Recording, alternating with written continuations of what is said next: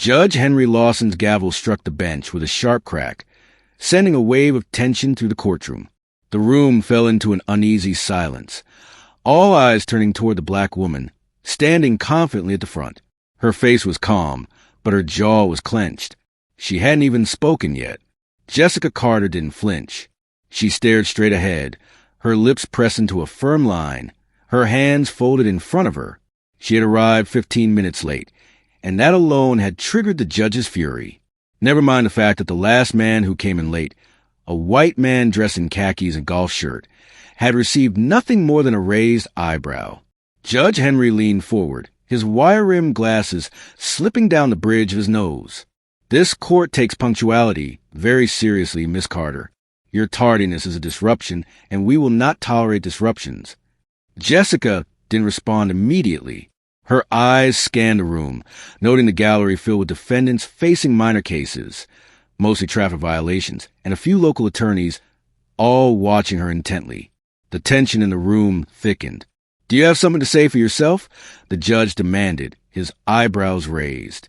She did, but not yet. Not like this. "No, Your Honor," she replied evenly, her voice low but controlled, carrying effortlessly across the room. It wasn't an admission of guilt. It was a choice. Henry gave a curt nod, as if satisfied with her answer. "Good. Then let this be a lesson in accountability," he said, moving on to the next case without another word. But Jessica Carter was just getting started. Earlier that morning, Jessica had set out with purpose. She left her townhouse in southeast D.C., dressed in a pressed navy blazer, slacks, and low heels, looking every bit the professional she was. She could have blended into the bustling streets of Washington, D.C., but unlike most people she passed, she held one of the most powerful positions in the U.S. legal system, Assistant United States Attorney for the District of Columbia. She was a federal prosecutor, a veteran of 24 major trials, and a Harvard Law graduate with more courtroom hours than most judges twice her age. Yet, none of that mattered today. Not in this municipal court. Not to this judge. She wasn't there for a federal case. She wasn't there to argue complex legal matters or make high-profile decisions. No, she was there to contest a trivial yet frustrating parking ticket issued in a clearly unmarked loading zone. She had everything: photos, timestamps, and a witness statement from a local shop owner. It should have been routine, a quick in and out, but a call from her office had delayed her that morning. At 8:10 a.m., she had received a panic call from a key witness in an active federal investigation. She had no choice but to talk him down, take notes, forward documents, and then race across town to make her 9 a.m. hearing. When she arrived at 9:15, expecting a little pushback and perhaps a warning, she was met with something completely different. She didn't expect the judge to slap her with a $500 fine for contempt of court, not without so much as a hearing. When her case was finally called, she stepped forward. Her documents were neatly organized in a slim black folder. "Miss Carter," Judge Henry said, his voice dripping with disdain, "you may proceed." Jessica opened her folder calmly, unfazed. "Yes, Your Honor. I have documentation here that shows the parking zone in question was not marked at the time the citation was issued. I also have photos taken within 10 minutes of the ticket being issued, as well as a signed statement from a local business owner." Judge Henry didn't even glance at the documents. Instead, he leaned back in his chair, clearly uninterested. His dismissal was palpable. Jessica Carter, though, had learned long ago how to navigate situations like this. She had spent years fighting for justice in a system that often seemed stacked against her, but she wasn't about to let this moment slip by without reminding this judge who she really was. The only question was whether he was prepared for the revelation. Judge Henry dismissed her calmly, his voice dripping with condescension. This court doesn't look kindly on excuses, especially not from people who walk in late expecting leniency. Jessica felt the shift in the air, the unspoken accusation in his tone. The soft murmurs in the courtroom grew, a quiet tension rising as the eyes of the room turned toward her. "Your Honor," Jessica said, her voice still measured, "if I may clarify the reason for my tardiness." Henry held up his hand, cutting her off. "It won't matter. The fine stands. This is a courtroom, Miss Carter, not a coffee shop." The weight of his words hung in the air. Jessica let it sit for a moment. Then, deliberately, she reached into her briefcase and pulled out a small leather wallet, black, with a gold seal. She flipped it open and held it up, the soft click of the wallet echoing in the tense silence. "Your Honor," she said, her voice now louder, more pointed. "For the record, I am Assistant United States Attorney Jessica Carter. I was delayed this morning due to an emergency in an ongoing federal investigation." Gasps echoed throughout the room. Someone in the gallery actually whispered, "Wait, what?" Judge Henry froze. His fingers, which had been shuffling through case files, suddenly stopped moving. His posture shifted. For the first time since Jessica had entered, he met her eyes directly. "Really?" he asked, his voice barely above a whisper. Jessica held his gaze, calm but unyielding. "I did not announce my position earlier," she continued, still holding her badge up, "because I came here today as a private citizen to resolve a personal citation. I had hoped I could be treated with the same respect as anyone else in this courtroom." The silence that followed was thicker than any gavel strike. Judge Henry swallowed, his voice hoarse when he finally spoke. "I was unaware of your position." Jessica lowered her badge, her eyes never leaving his. "And that's precisely the problem, Your Honor." Gasps turned into whispers. Mrs. Levon, the court clerk, shot a wide-eyed look at the bailiff. The white woman who had come in late earlier shifted uncomfortably in her seat. Jessica continued, her voice steady and powerful. "You fine me $500 without even hearing my case. You dismiss my documentation without review. You refuse to let me speak. And you did all that based on what?" The judge remained silent. "I don't need this fine dismissed," she said calmly. "I'm not here for favors. But I do believe this courtroom deserves a higher standard, one that doesn't shift based on what someone looks like or the assumptions you make when they walk through the door." The room was still, the tension palpable. No one moved. No one whispered. Jessica slowly looked around the room, then back to the judge. "I'll pay the fine," she said, her tone firm. "But this won't be the end of it." Judge Henry opened his mouth to speak, but no words came. Outside the courtroom, a young public defender named Evan Chong stood against the wall, arms crossed, eyes wide. He had seen Judge Henry berate black and brown defendants for years, but this was different. This was power pushing back. And it wasn't through yelling. It was calm, documented, impeccable. Inside the courtroom, Jessica turned and walked back to her seat. Judge Henry, for the first time that morning, seemed small in his own courtroom. He didn't know it yet, but that moment, the single confrontation with Jessica Carter, was going to change everything. At 9 a.m., Judge Raymond Hull sat stiffly in his high-back leather chair, reviewing the docket for the day, unaware that his courtroom was about to become the epicenter of a much larger storm. 8:09 a.m. sharp. Judge Raymond Hull began calling cases with his usual mechanical precision. The courtroom, filled mostly with traffic violators and small claims litigants, moved quickly through the list. He barely glanced at the people before him. His mind focused on one thing: discipline. Order and punctuality were the pillars of his courtroom. In his mind, tardiness was a personal offense, especially when it came from people he considered less professional. At exactly 9:12 a.m., the courtroom doors creaked open and every head turned. A tall, elegant black woman entered, dressed in a crisp navy suit, modest heels, and holding a brown leather briefcase. Her natural curls were pinned neatly, and her face carried the quiet focus of someone accustomed to commanding attention. But Judge Hull saw something else, someone who was late. He didn't know her name yet, nor did he care. He didn't know why she was there, nor did he ask. "You there," he barked from a bench. Stepped forward. The woman's name was Nathan Walker, 36 years old, federal prosecutor for the Northern District of Illinois, top of her class at Northwestern Law. But Judge Hull saw none of that. He saw only what he wanted to see. Nathan Walker approached the podium calmly, her expression polite yet unreadable. "You must be Nathan Walker," Judge Hull said, already checking her name off the docket. "Yes, Your Honor," she replied, her voice poised. "You were scheduled for 9 o'clock, not 9:13, he snapped, glancing at the courtroom clock as if it were scripture. "Do you believe your time is more valuable than this court's?"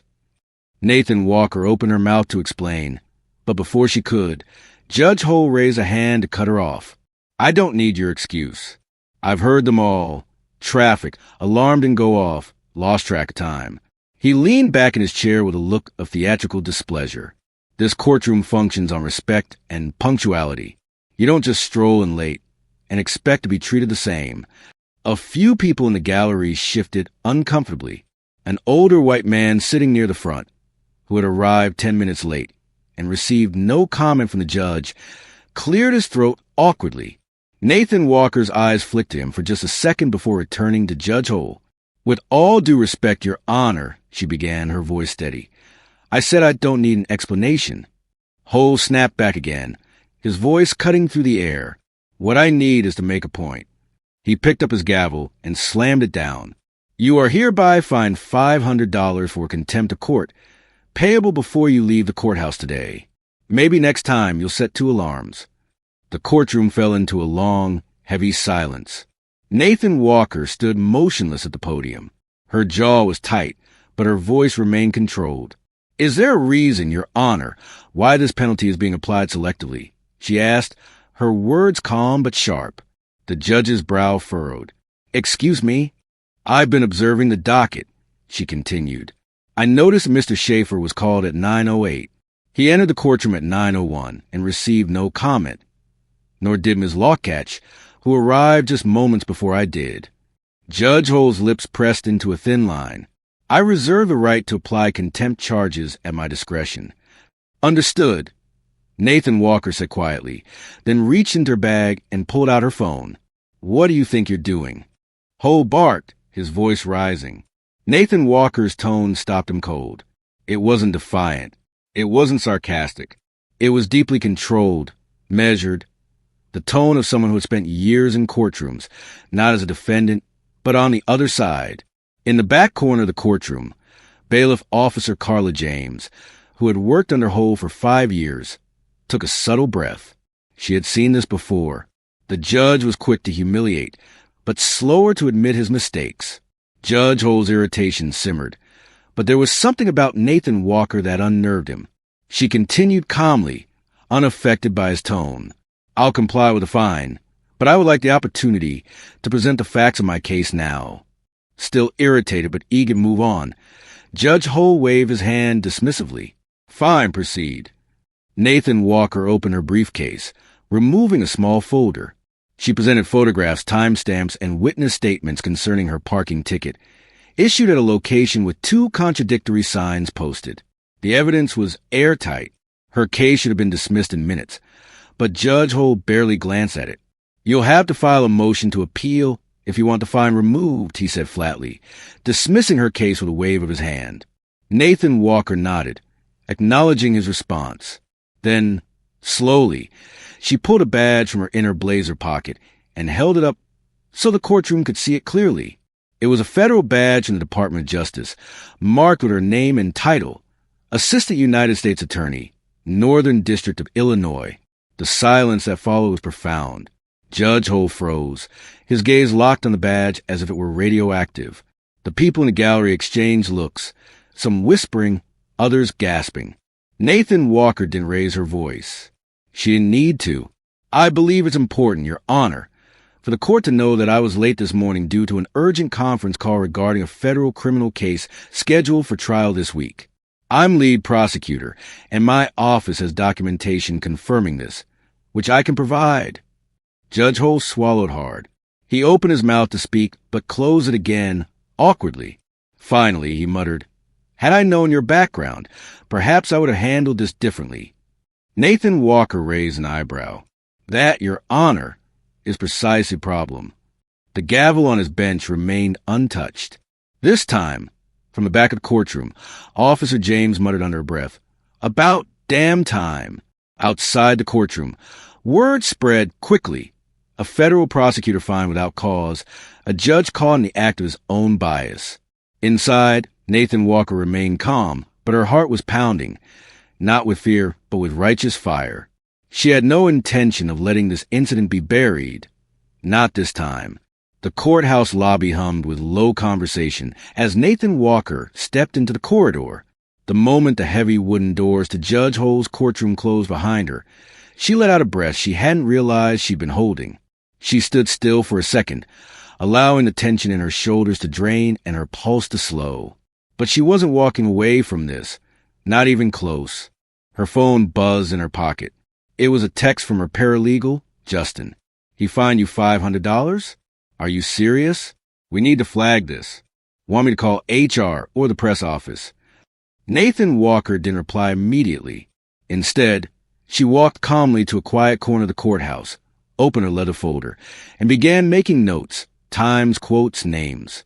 The gavel might have fallen, but her real work was just beginning. Inside the courtroom, Judge Hull sat motionless for a few long moments.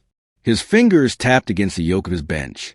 His courtroom, his sanctuary, had turned on him, and for the first time in decades his authority had been checked. "Mr. Delgado, you're next," he finally called, trying to regain the rhythm of his docket. But the air had changed. The weight of the moment lingered. The atmosphere in the courtroom had shifted, and everyone in the room could feel it. Eyes darted between the door Nathan Walker had exited through and the judge's face, which was paler than usual. Even the bailiff, Officer Carla James, held Judge Hull's gaze for a beat longer than necessary before calling the next case. In the hallway, Nathan Walker finally typed a response to Justin. "Don't contact the press. Not yet. But I want every court transcript from Holt's courtroom over the past year. If there's a pattern here, and I suspect there is, we'll find it. A pattern. That's what she was looking for. This wasn't just about her. Nathan Walker had seen enough microaggressions in courtrooms over the years to know this wasn't an isolated incident. But today, something had pushed her over the edge. It was the brazen confidence with which Judge Hull had passed judgment on her, the arrogance, the assumption that she didn't belong. Justin hesitated. "You're being called confrontational, arrogant. One blog post said you weaponize your federal status to humiliate a respected judge." Nathan Walker's jaw clenched. Of course, some senior partners are calling it a liability.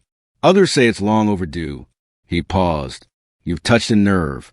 Nathan Walker leaned back in her chair, rubbing her temples. "That's exactly what I intended." But before she could say more, her office phone rang. "Walker," she answered. "Nathan Walker?" Came the familiar voice of U.S. Attorney Charles Monroe. His tone was calm but formal, never a good sign. "I'd like to see you in my office now." She hung up, stood, and smoothed her navy blazer. "Showtime," she muttered. Justin shot her a look. "Want me to come with?" Nathan Walker shook her head. "Not yet, but be ready." Monroe's office was on the top floor, with a panoramic view of the Atlanta skyline. He was seated behind his desk, his tie already loosened, laptop open, and a tablet glowing beside him. "Have a seat," he said without looking up. Nathan Walker sat silently, waiting.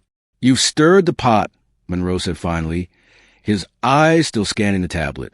"There are calls from the Bar Association, emails from judges, reporters requesting comments." "I didn't start this," Nathan Walker replied coolly. "But I'm not going to pretend it didn't happen." Monroe finally looked up.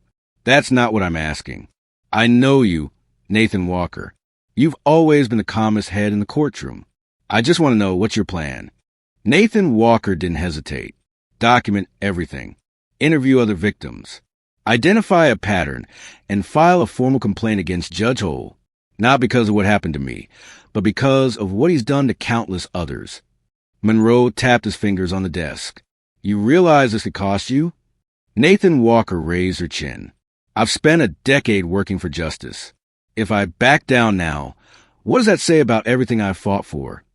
He stared at her for a long moment, then nodded. "I'm not going to stop you, but I can't shield you from the blowback either. If you do this, it's on the record. You'll have enemies, and they'll be powerful." Nathan Walker stood. "Let them come." Back downstairs, Nathan Walker returned to her office and immediately got to work. She called Gloria, the woman from the courthouse bench, and arranged to meet her later that afternoon for an affidavit. Then she emailed her contacts at the Georgia Legal Aid Society, asking if they had clients with complaints against Hull. By noon, she had three more. One was a 22-year-old student named Marcus who had been fined $750 for contempt after asking for a clarification during his hearing. Another was a Spanish-speaking woman who had her interpreter dismissed by Judge Hull and was penalized for delaying the court. The third was a veteran who was berated in open court for not standing quickly enough, despite having a documented knee injury. The stories were different, but the tone was the same, demeaning, impatient, and dismissive. Judge Hull's pattern was becoming harder to ignore. That afternoon, Nathan Walker met with Gloria at a small cafe near Grady Park. She brought a laptop, a recorder, and her legal pad. Gloria brought copies of the paperwork from her son's case, and tears she tried to hold back, but couldn't. "He's been scared to go anywhere ever since," Gloria whispered. The judge made him feel like a criminal, like he didn't matter. Nathan Walker reached across the table and placed her hand over Gloria's. "He does matter, and so do you. This isn't just going to disappear." That night, Nathan Walker stayed in her office long after dark. The only light came from her desk lamp and the glow of her laptop screen as she compiled every affidavit, every transcript, and every court record she could find. At 10:43 p.m., she sent the first draft of her report to Monroe, with the simple subject line "Preliminary Findings, Judge Hull Bias Inquiry." She attached documentation from 7 cases, each with names, dates, court transcripts, and observable disparities. Then she sat back in her chair, exhausted but resolute. She knew she was going to war, but it was a war worth fighting. Because this time, she wasn't just a federal prosecutor. She was a voice for those who'd never been heard. By the next morning, Nathan Walker's name was trending nationwide. What had begun as a tense courtroom moment had evolved into a movement. The transcript from Judge Hull's hearing had leaked anonymously, been verified, and picked up by major outlets. CNN ran a segment titled "Federal Prosecutor Confronts Courtroom Bias." MSNBC followed with a roundtable on racial disparities in municipal courts, using Nathan Walker's story as a case study. Twitter was ablaze with hashtags like #JusticeWithWalker and #BiasOnTheBench. But with visibility came backlash. By 8 a.m., Nathan Walker had already received 4 threatening voicemails, 2 thinly veiled warnings from senior judges, and 1 politely worded message from the Georgia Judicial Council requesting a respectful cooling-off period. She deleted the first 4, ignored the next 2, and forwarded the council's message to her assistant, adding a short note. "No cooling off. We just got started." Her office had become a command center. The wall behind her desk was now filled with sticky notes and case summaries.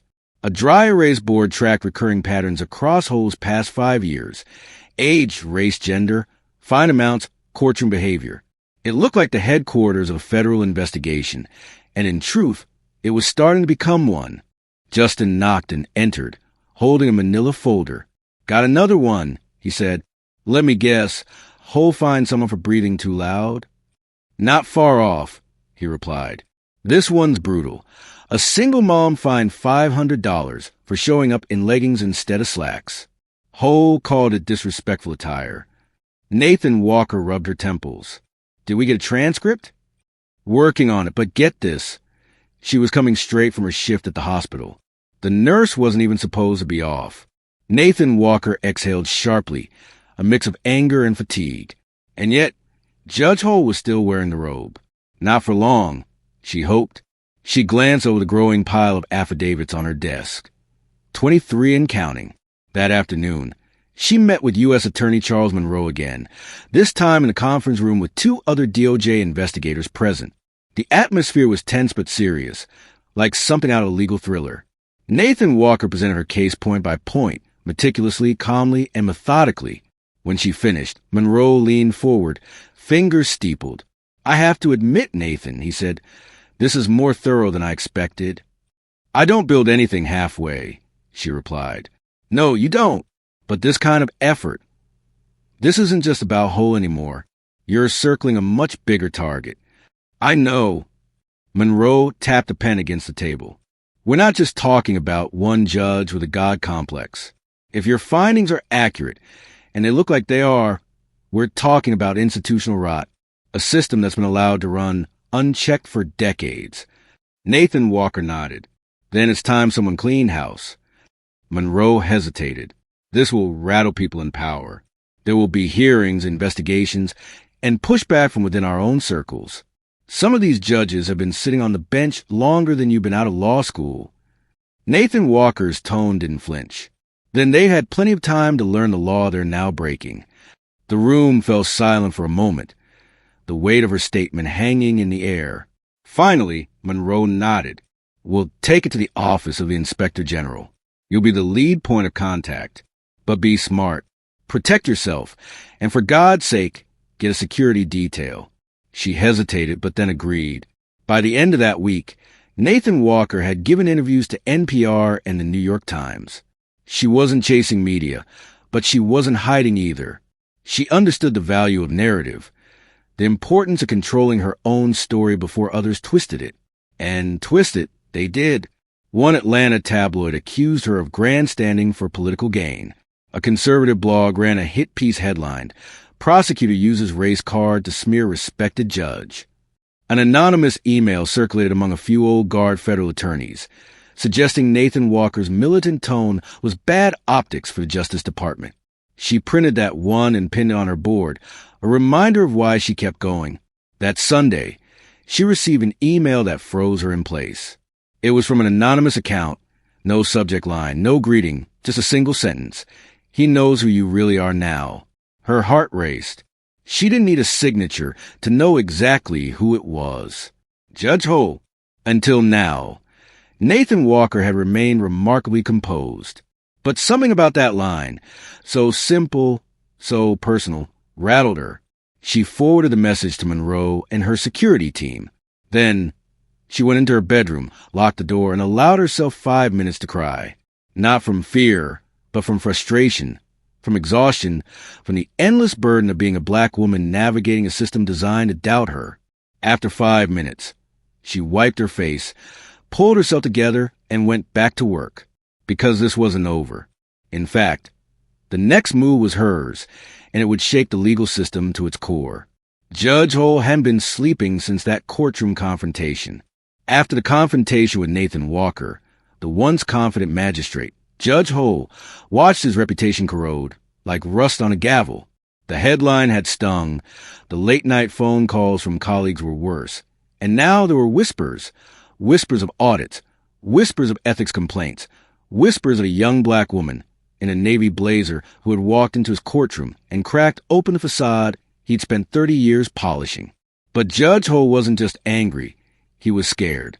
That morning, in his oak-paneled office above Courtroom 2B, he sat alone, replaying the moment she had revealed herself, not as some overreaching defendant, but as a federal prosecutor.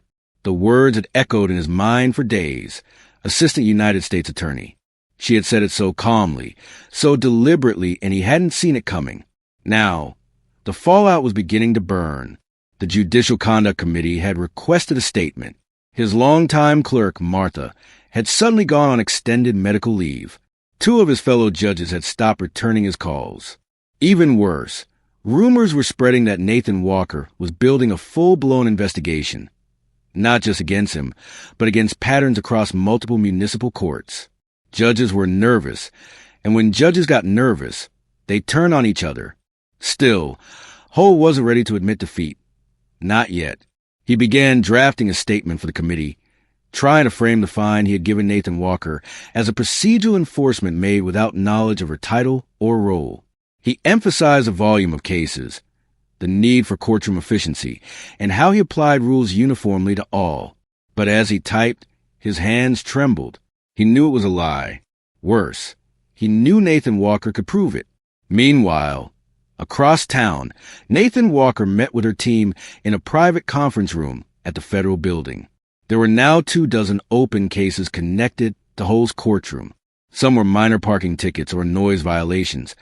Others involved harsh penalties for community service violations and missed court dates. But new files sat at the center of the table. This one wasn't about a fine or a dress code. It was about a wrongful incarceration. Tiana Bell, a 26-year-old nursing student, had spent 3 nights in jail after being found in contempt of court by Judge Hull. Her offense? Speaking out of turn to explain her absence from a previous hearing. She had been recovering from surgery and had documentation to prove it, but Hull refused to look at the paperwork. Her record now showed a contempt charge and a missed class that led to academic probation. She lost her scholarship, Nathan Walker said quietly, flipping through the file. Justin clenched his jaw. This is criminal. It is, Nathan Walker replied, and it's going to stop. Later that afternoon, Nathan Walker returned to the courthouse, not as a defendant, not as an observer, but as a strategist. She entered through the side door, accompanied by DOJ investigator Leo Ortega and 2 members of the Office of Inspector General. Their presence was unannounced, their visit deliberate. They weren't there to make noise. They were there to listen. For the next 3 hours, Nathan Walker and her team interviewed court staff anonymously, off the record, bailiffs, clerks, even a former intern who had left law entirely after witnessing what she described as routine disrespect and intimidation in Hull's courtroom. One former staffer spoke about how Hull would refer to black female defendants as mouthy, or, as the testimonies continued, Nathan Walker learned more about the toxic culture in Judge Hull's courtroom. One witness revealed that black defendants who interrupted were often labeled emotional, while white defendants who did the same were described as passionate or assertive. Another former staff member shared that Judge Hull had once joked about giving higher fines to teach these people a lesson faster. These people. Nathan Walker kept her face neutral, but inside, something hardened. She was no longer just exposing misconduct. She was documenting a culture of cruelty, and it was much bigger than Hull. That night, after hours of testimony and evidence collection, Nathan Walker sat alone in her office, sipping cold coffee as she stared at the timeline laid out across her whiteboard. She had names, fines, case numbers, audio transcripts, and a growing coalition of allies within the justice system who were fed up with quietly watching it rot. Her phone buzzed. It was a message from someone she didn't expect. Judge Renee Booker, one of the most respected black female judges in Georgia. Nathan Walker had clerked under her years ago. The text was brief. Call me. We need to talk. You're shaking the tree, and the right people are watching. Nathan Walker took a deep breath and called. Booker answered on the first ring. I'm proud of you, she said immediately. But you're not just appending a court. You're stepping into a fight with the whole judicial machine. Be ready. I am, Nathan Walker replied. But I need support from inside the bench, quietly. There was a pause. You'll have it, but you need to know. Hull isn't alone, and he's not going down without pulling others with him. Nathan Walker's eyes narrowed. Then they better be ready. The next day, Nathan Walker's team submitted their first formal complaint to the Georgia Judicial Qualifications Commission. Accompanying were 33 affidavits, audio evidence from courtroom recordings, and 3 sworn testimonies from Hull's former staff. The request: a full ethics investigation, immediate suspension pending review, and public release of the findings. That same day, Judge Hull received an official notice from the commission. He read it in silence, his hands shaking. He picked up the phone and dialed an old contact, a defense attorney he hadn't spoken to in years. I need advice, he said, his voice tight. The voice on the other end hesitated. You looking for legal counsel? Hull admitted, I might be... Because, finally, after decades of wielding unchecked power, Judge Hull realized what it felt like to be on the other end of a courtroom judgment. And this time, he wasn't holding the gavel. By the end of the week, the walls of Judge Hull's courtroom weren't just closing in. They were shaking. Word had spread beyond the municipal courthouse. The Judicial Qualifications Commission had fast-tracked the ethics complaint, citing compelling preliminary evidence and public interest. The governor's office had been briefed. Civil rights organizations were holding press conferences on the courthouse steps. Hull's once ironclad grip on his courtroom had turned slippery overnight. But the worst blow came in the form of a subpoena, not just for Hull's records, but for him. He was to appear before a commission for a formal disciplinary hearing, public and under oath, with all past judicial conduct on the table. And it wasn't just about Nathan Walker anymore. At the same time, Nathan Walker sat across from a panel of DOJ officials, presenting a full report compiled over 2 weeks of investigation. The data was damning. Statistical disparities in fines, contempt charges, and case dismissals, all with clear patterns showing bias along racial lines. "I want the commission to act," Nathan Walker said firmly. "But even if they don't, we will." The room was silent for a moment. Then a senior DOJ official, a weathered man with a steel-gray beard, leaned forward. "This goes deeper than just Hull," he said. "What you've uncovered could serve as a model for reform across multiple jurisdictions." Nathan Walker didn't blink. "Then let's make sure it does." The day of the disciplinary hearing arrived. It was held in a tall, neutral building downtown, far removed from the courthouse Hull once ruled. A long mahogany table stretched through the center of the room. Microphones lined its surface. At one end sat the commission, 3 judges, 2 attorneys, and 1 public representative. Donna entered the room with quiet confidence, her legal pad in hand, surrounded by 2 investigators and her longtime colleague, Justin. Hull was already seated at the table. He looked smaller than usual. Gone was a stiff black robe, replaced by a dark gray suit that couldn't hide the sweat beading on his forehead. He tried not to look at Nathan Walker, but the moment their eyes met, he flinched. The chairwoman of the commission opened the proceedings. "This hearing concerns allegations of racial bias, disproportionate sentencing, and misconduct related to Judge Henry Hull's conduct on the bench. We will hear testimony, review evidence, and determine whether disciplinary action is warranted." Nathan Walker was the first to speak. She didn't raise her voice. She didn't need to. She walked the commission through Hull's courtroom behavior, step by step, showing case files, transcripts, and even a timeline of fines imposed over a 6-month period. She highlighted inconsistencies, quoted directly from Hull's own rulings, and presented video footage that showed him reprimanding black defendants for behavior he ignored in white ones. Then came the moment that turned the tide. Nathan Walker played a 2-minute clip from the court security video.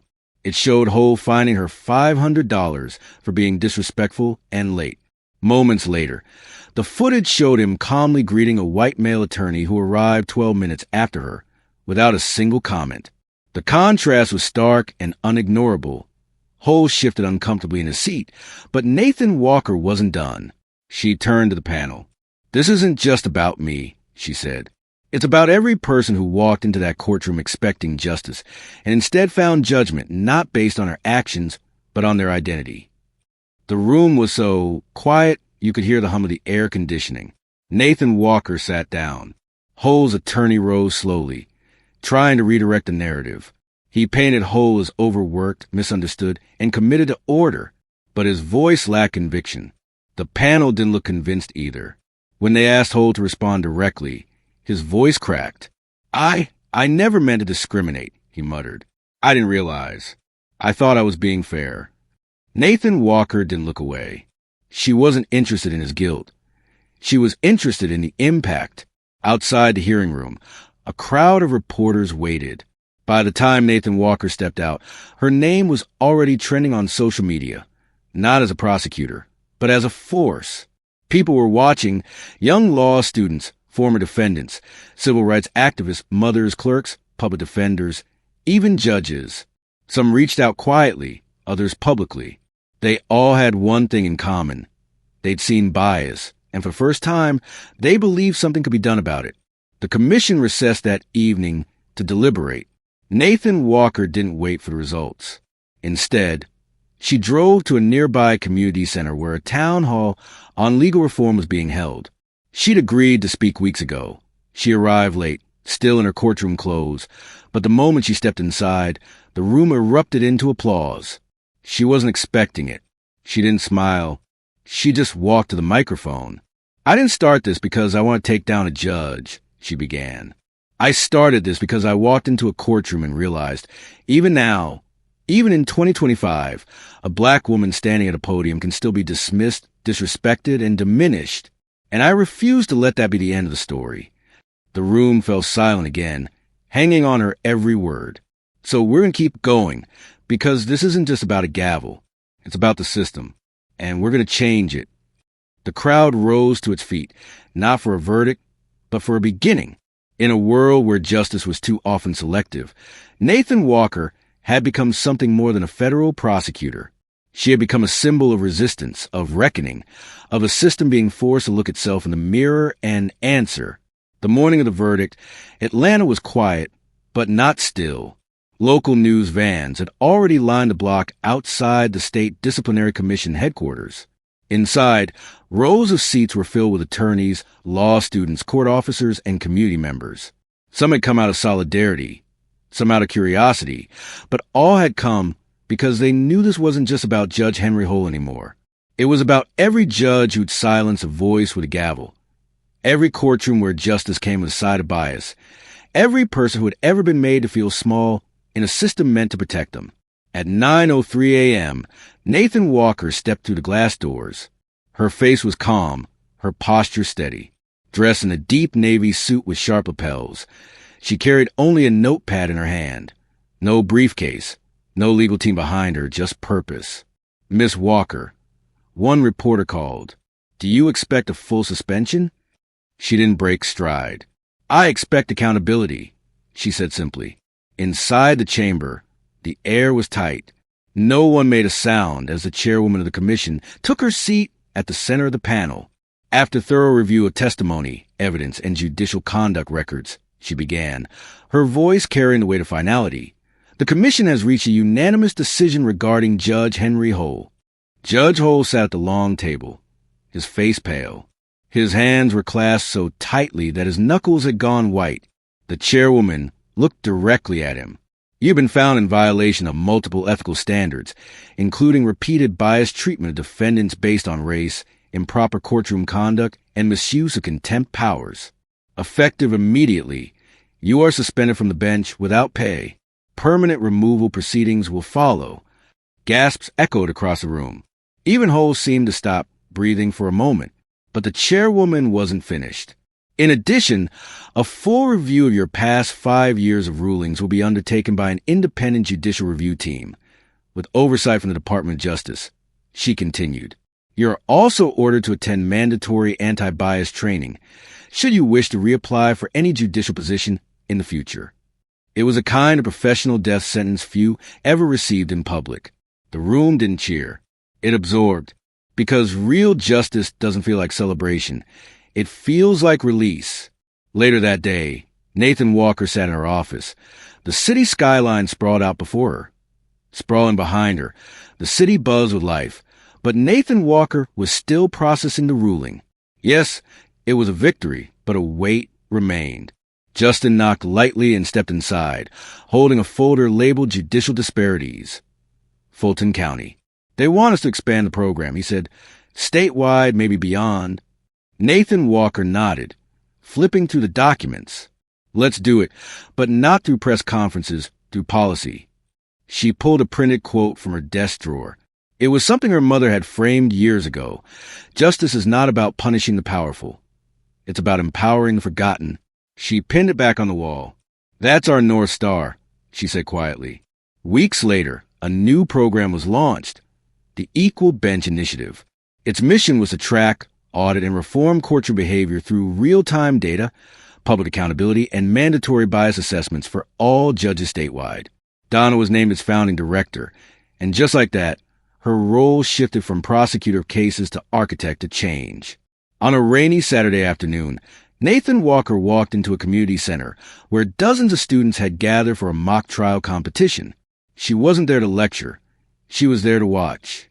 One of the students, a 17-year-old black girl named Tomia, stood confidently at the podium, cross-examining a mock witness. Her questions were precise, her tone respectful but sharp. She stood tall, commanding the room in a way Nathan Walker immediately recognized. After the session, Tomia approached her. "Miss Walker," she said, eyes wide with admiration, "I read everything about your case. You're the reason I want to go to law school." Nathan Walker smiled. "Not the polite, professional kind, a real one. And you're the reason I kept going." Months later, as part of her new role, Nathan Walker stood before a packed auditorium of judges, prosecutors, and policymakers in Washington, D.C. She'd been invited to deliver the keynote address on judicial reform. She stepped to the podium, looked out at a sea of black robes and navy suits, and spoke. "I didn't start this journey to be a symbol. I started it because I was tired of watching people be reduced to check boxes and case files. Tired of the excuses. Tired of the silence. I believe then, as I do now, that power does not make you immune from accountability, and that justice is not a privilege. It is a right. Her voice didn't rise, but her words landed like a gavel. We are the system now, and we will no longer pretend not to see what we all know is broken. It is time to rebuild from the inside out. The crowd stood, not for applause, but for commitment. That evening, Nathan Walker sat alone in her apartment. The city buzzed below, and her phone lit up with messages from journalists, activists, and government officials. But one text stood out from her mother. I always knew you'd change things. I'm proud of you, baby. But remember, you didn't do it alone, and you're not done yet. Nathan Walker looked out her window at the courthouse down the block, where she once stood accused, where she now stood remembered, where tomorrow's battles will begin. Because in a world where injustice wears many robes, the real fight is in what happens after the gavel falls. And Nathan Walker wasn't going anywhere. If this story moved you, made you think, or lit a fire in your heart, don't let it stop here. Subscribe to the channel so you never miss another powerful story that shines a light on truth, justice, and the voices that deserve to be heard. Like, share, and comment below, because your engagement helps us reach even more people who need these messages.